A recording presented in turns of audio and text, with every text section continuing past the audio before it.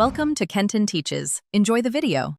In this video, I will explain how to change your Ford Escape brake light. First, gather your tools like a Phillips head screwdriver and the correct replacement bulb. Next, you will access the taillight assembly from the rear of your vehicle. Then, carefully remove the old bulb by twisting it counterclockwise. Finally, insert the new bulb and test to ensure it works properly. Before you begin, make sure you have all the right tools. A Phillips head screwdriver is essential for removing the assembly screws. You'll also need the correct replacement bulb. Check your owner's manual for the specific type. A small flathead screwdriver can be helpful for gently prying if parts are stuck. Consider wearing gloves to keep your hands clean. Now, let's get to the bulb. Open your Ford Escape's liftgate to expose the two screws holding the taillight assembly. Use your Phillips head screwdriver to remove these screws.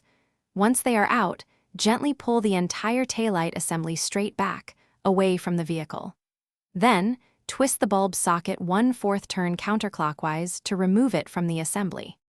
With the old bulb removed, carefully insert the new bulb into the socket, making sure it's seated firmly. Twist the socket 1/4 turn clockwise to lock it back into the taillight assembly.